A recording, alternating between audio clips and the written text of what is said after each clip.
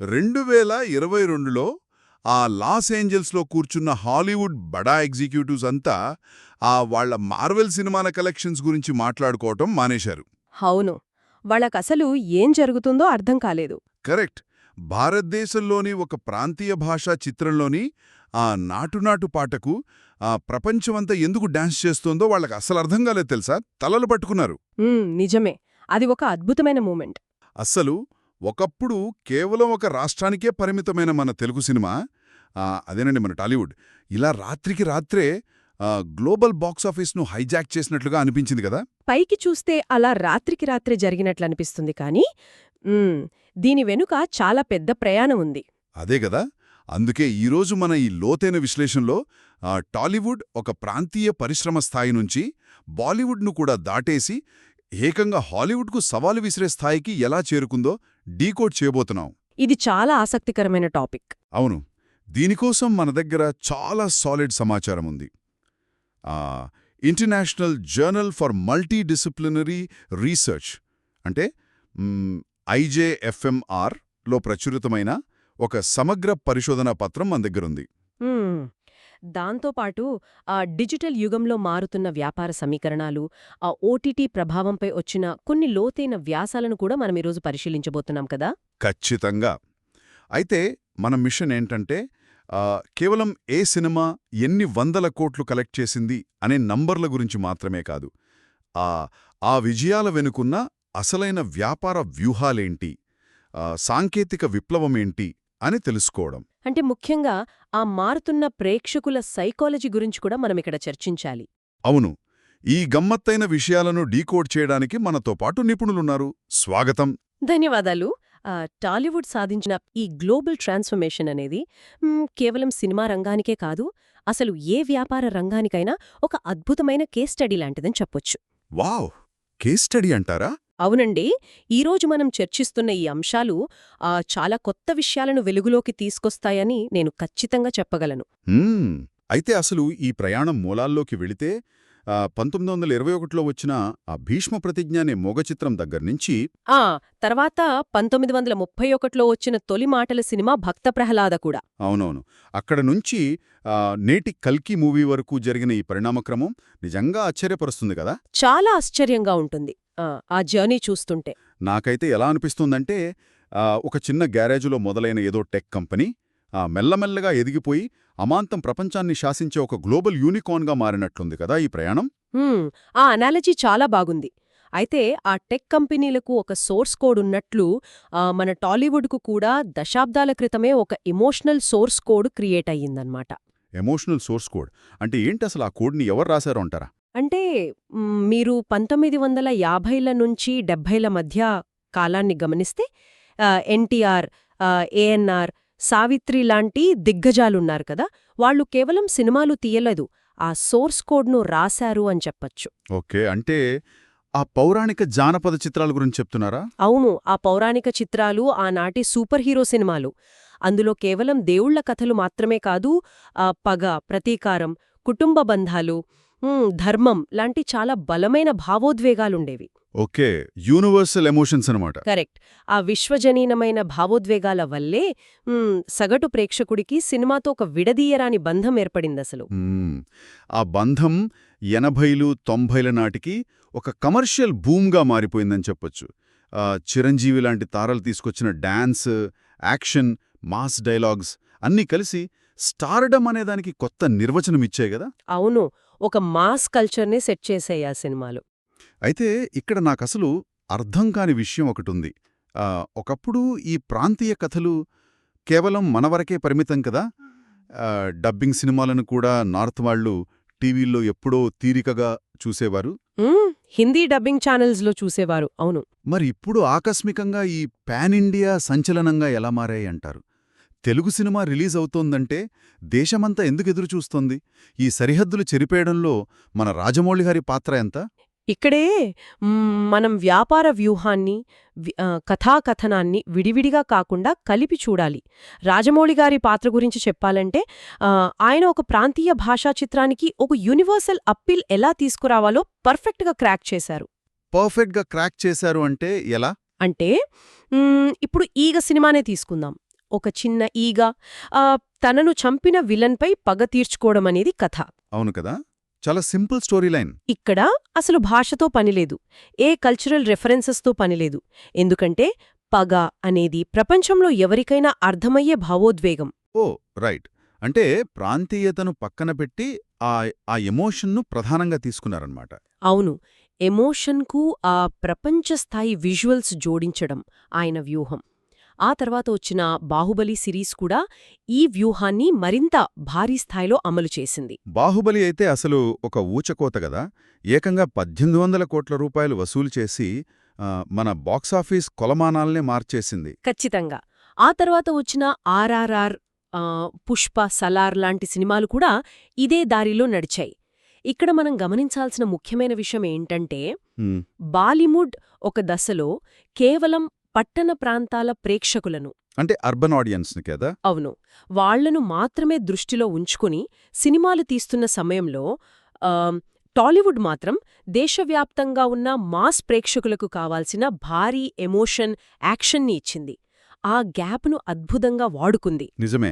అయితే ఈ బాక్సాఫీస్ నంబర్లు, భారీ బడ్జెట్లు ఇవన్నీ వింటుంటే నాకు ఇంకొక ప్రధానమైన అనుమానం వస్తోంది. చెప్పండి, ఏంటది? అదేనండి, డిజిటల్ విప్లవం, ఓటీటీ ఎఫెక్ట్. ఇప్పుడు అందరి చేతుల్లో స్మార్ట్ ఫోన్లు వచ్చేసాయి గదా.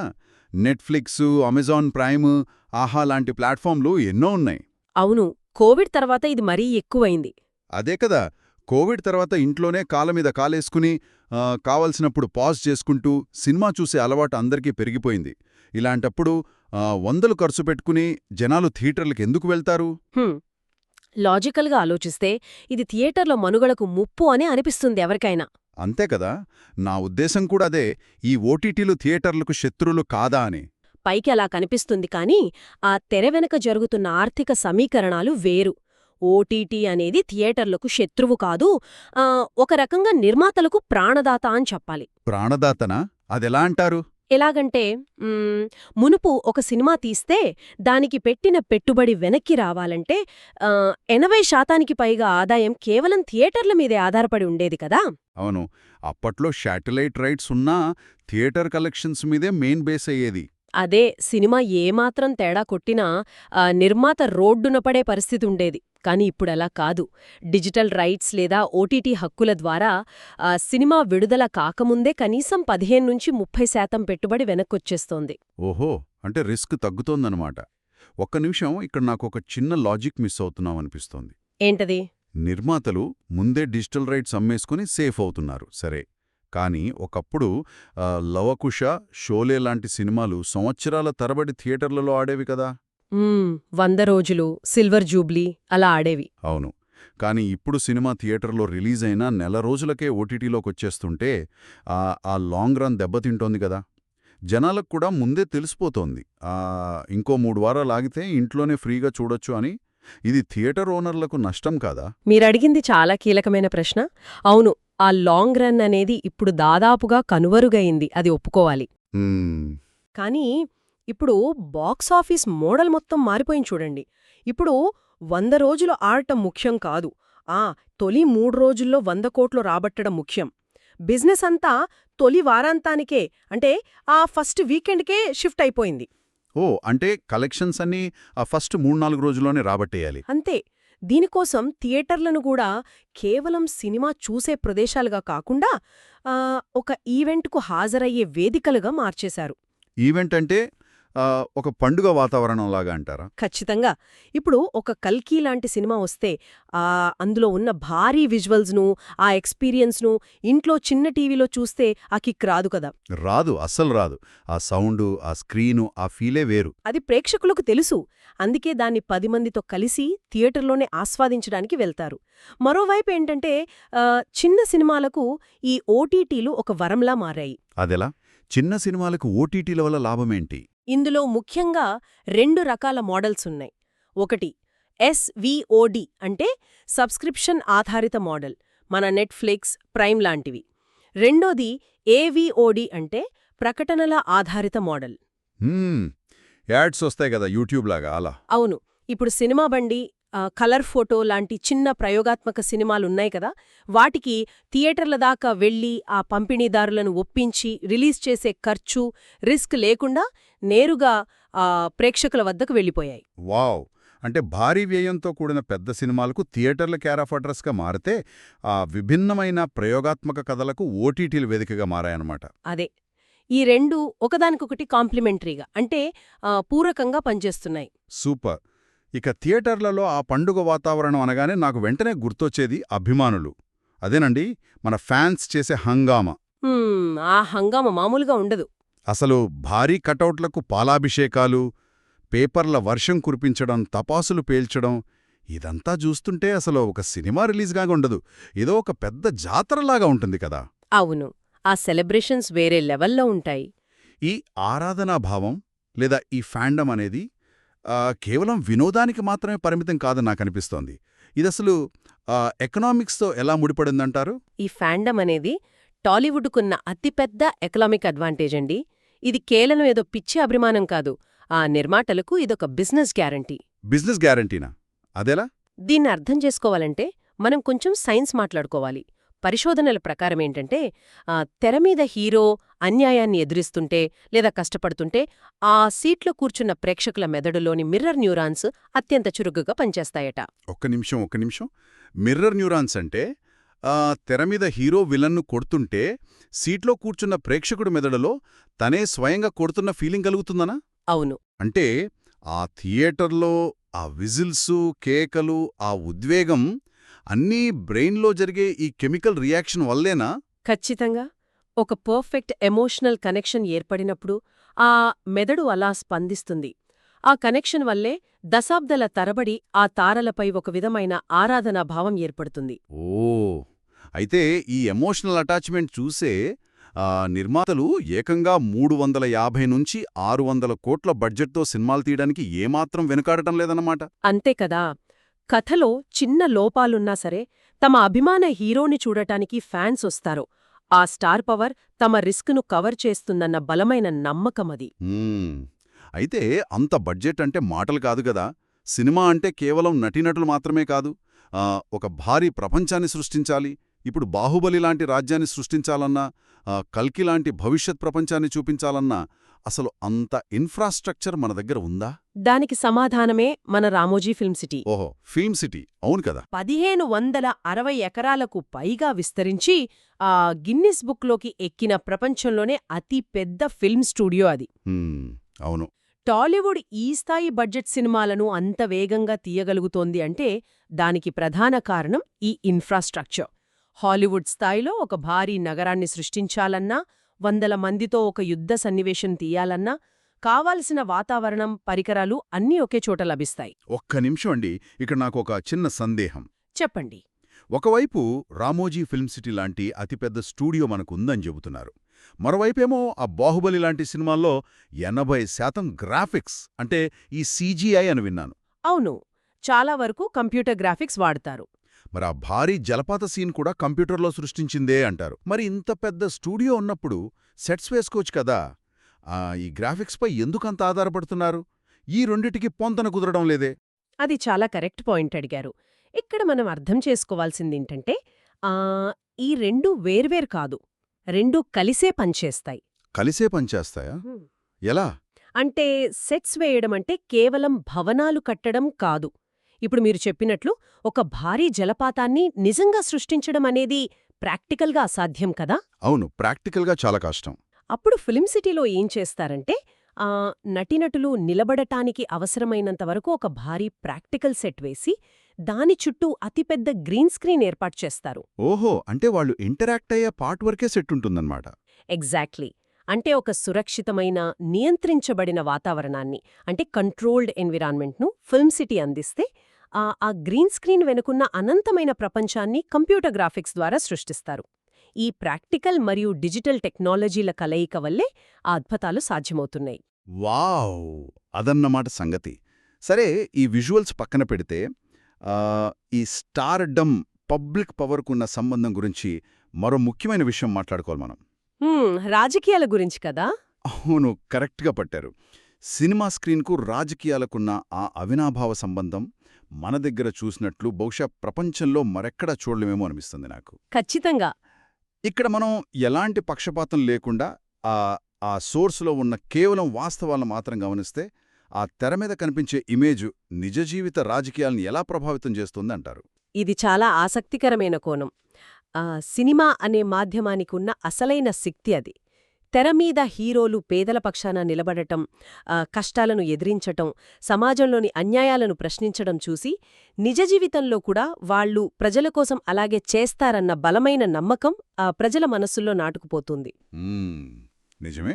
ఆ ఎమోషనల్ కనెక్ట్ అనేది చాలా స్ట్రాంగ్గా ఉంటుంది కదా. 9 నెలల్లోనే ఉమ్మడి ఆంధ్రప్రదేశ్ ముఖ్యమంత్రి కావడం అనేది రాజకీయ చరిత్రలోనే ఒక సంచలనం. అవును కదా, రికార్డ్ అది.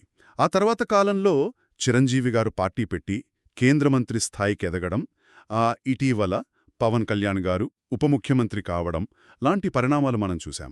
కరెక్ట్. సినిమా స్క్రీన్ ద్వారా సంపాదించిన ఆ ప్రజాదరణ, అదే మాస్ అపీల్, పొలిటికల్ క్యాపిటల్గా ఎలా మారుతుందో చెప్పడానికి ఇవి పక్కా ఉదాహరణలు. అసలు గతం ఘనంగా ఉంది, వర్తమానం బ్రహ్మాండంగా ఉంది. ఇక టెక్నాలజీ విషయానికొస్తే మీరిందాక గ్రీన్ స్క్రీన్ గురించి చెప్పారు. కానీ ఇప్పుడు ఆ గ్రీన్ స్క్రీన్లో వాడకం కూడా తగ్గిపోయి ఇంకా అడ్వాన్స్ టెక్నాలజీ వాడుతున్నారట కదా రీసెంట్ సినిమాల్లో. అవును. టెక్నాలజీ పరంగా టాలీవుడ్ ఇప్పుడు హాలీవుడ్కు సమాంతరంగా పరిగెడుతోంది. ఒకప్పుడు అరుంధతి, ఈగ లాంటి సినిమాలతో మొదలైన ఈ గ్రాఫిక్స్ ప్రయాణం ఇప్పుడు వర్చువల్ ప్రొడక్షన్ స్థాయికి చేరుకుంది. వర్చువల్ ప్రొడక్షన్ అంటే ఏంటసలు? దీనర్థమేంటంటే షూటింగ్కు ముందే ఆర్టిస్టుల వెనుక ఒక భారీ ఎల్ఈడి స్క్రీన్ల సెటప్ పెట్టి అందులో వాళ్లకు కావలసిన లొకేషన్ను 3Dలో ప్రాజెక్ట్ చేస్తారు. ఓ, గ్రీన్ స్క్రీన్ తీసేసి డైరెక్ట్గా లొకేషన్నే ఆ స్క్రీన్ మీద చూపిస్తారన్నమాట. అవును. అంటే కెమెరా కదిలినప్పుడల్లా వెనుక ఉన్న బ్యాక్గ్రౌండ్ కూడా రియలిస్టిక్గా కదులుతుంది. దీనివల్ల షూటింగ్ సమయం, ఖర్చు చాలా వరకు ఆదా అవుతున్నాయి. వా, టెక్నాలజీ బాగా మారిపోయింది. అంతేకాదు, ప్రీ విజువలైజేషన్ ద్వారా అసలు సినిమా తీయకముందే ఏ ఫ్రేమ్ ఎలా ఉండాలో కంప్యూటర్లో యానిమేషన్ ద్వారా డిజైన్ చేసుకుంటున్నారిప్పుడు. ఇదంతా వినడానికి చాలా అద్భుతంగా ఉంది గాని పరిశ్రమ ముందున్న సవాళ్ల మాటేంటి? ఎందుకంటే ఇన్ని 100 కోట్లు పెడుతున్నారు, టెక్నాలజీ వాడుతున్నారు. కానీ ఎక్కడ చిన్న తేడా వచ్చినా నిర్మాతలు మునిగిపోయే ప్రమాదం ఉంది కదా. పైగా ప్రేక్షకుల అభిరుచులు కూడా ఇప్పుడు చాలా వేగంగా మారిపోతున్నాయి కదా. ఖచ్చితంగా. పరిశ్రమ ముందు ప్రస్తుతం ఉన్న అతిపెద్ద సవాలు ప్రేక్షకుడి అటెన్షన్ స్పాన్ తగ్గిపోవడం. అటెన్షన్ స్పాన్, అవును. ఇప్పుడున్న కుర్రకారు అంతా స్మార్ట్ ఫోన్లలో షార్ట్ వీడియోలకు, ఈ రీల్స్కు బాగా అలవాటు పడిపోయారు. వాళ్లకు ప్రతి 10 సెకండ్లకు ఏదో ఒక కొత్తదనం కనిపించాలి స్క్రీన్ మీద. అవును కదా, ఊరికే స్క్రోల్ చేస్తూనే ఉంటారు. అలాంటప్పుడు 2.5–3 గంటల పాటు ప్రేక్షకుడిని ఆ థియేటర్ కుర్చీలో కదలకుండా కూర్చోబెట్టడమనేది దర్శకులకు కత్తిమీద సాములాంటిది. ఒక సీన్ ఏమాత్రం ల్యాగ్ అనిపించినా ఆడియన్స్ డిస్కనెక్ట్ అయిపోతారు. దానికి తోడు వ్యాసాల్లో సబ్స్క్రిప్షన్ ఫెటిక్ గురించి కూడా ప్రస్తావించారు, గుర్తుందా? అవును, అది కూడా ఒక పెద్ద ఛాలెంజ్. అంటే నెట్ఫ్లిక్స్, ప్రైమ్, హాట్స్టార్, ఆహా ఇలా ఎన్ని యాప్స్కి అన్ని జనాలు నెల డబ్బులు కడతారు చెప్పండి. ప్రతి ప్లాట్ఫామ్కు విడిగా డబ్బులు కట్టలేక జనాలకు విసుకొచ్చే పరిస్థితి ఉందంట. అవును, అదే సబ్స్క్రిప్షన్ ఫెటీగ్ అంటే. ఒక దశలో ప్రేక్షకులు విసిగిపోయి సబ్స్క్రిప్షన్లు క్యాన్సిల్ చేసే ప్రమాదం ఉంది. అందుకే ఇప్పుడీ ఓటీటీ వాళ్ల వ్యాపార వ్యూహాలు కూడా మారుతున్నాయి. ఎలా మారుతున్నాయి? మీరు గమనించే ఉంటారు, టెలికాం కంపెనీలు మన ఇంటర్నెట్ బిల్లుతో పాటే ఈ ఓటీటీ ప్లాట్ఫామ్ల యాక్సెస్ను కూడా బండిల్ ప్యాక్లుగా ఇస్తున్నాయి. అవునవును, నా వైఫై బిల్లులో కూడా అలాగే ఫ్రీ ఓటీటీ యాప్స్ ఇస్తున్నారు. అదే, ఇలాంటి వ్యూహాల ద్వారా సబ్స్క్రిప్షన్లు పడిపోకుండా కాపాడుకుంటూ ఈ భారీ బడ్జెట్ నిర్మాణాలకు నిధులు సమకూర్చే మార్గాలను వెతుకుతున్నారు. ఇకపోతే మరో ప్రధానమైన సవాలు పైరసీ. సినిమా రిలీజైన కొన్ని గంటల్లోనే హెచ్డీ ప్రింట్ ఆన్లైన్లో వచ్చేస్తుండడం పరిశ్రమకు తీవ్ర నష్టం కలిగిస్తుంది కదా. అవును, పైరసీ అనేది ఇప్పట్నుంచో ఉన్న పెద్ద భూతం లాంటిది. వావ్, ఇదంతా వింటుంటే ఒక విషయం స్పష్టంగా అర్థమవుతోంది. ఒకప్పుడు మన సినిమాలు మనమే చూసుకుని మురిసిపోయేవాళ్లం. కానీ నేడు రాజమౌళి లాంటి డైరెక్టర్లు, ఆ ప్రభాస్, అల్లు అర్జున్, రామ్ చరణ్, జూనియర్ ఎన్టీఆర్ లాంటి పాన్ ఇండియా స్టార్లు, అత్యాధునిక సాంకేతికత, భారీ బడ్జెట్లు, ఇవన్నీ కలిసి ఇండియన్ సినిమా కేంద్ర బిందువును ముంబై నుంచి హైదరాబాదుకు మార్చేశాయని చెప్పడంలో ఎలాంటి సందేహం లేదు కదా. ఏమాత్రం సందేహం లేదు. ఈ ట్రాన్స్ఫర్మేషన్ అనేది కేవలం ఒక భాష సాధించిన విజయం కాదు అండి. విభిన్నమైన కథాంశాలను, లోతైన భావోద్వేగాలను అద్భుతమైన సాంకేతికతతో ఎలా సమ్మిళితం చేసి గ్లోబల్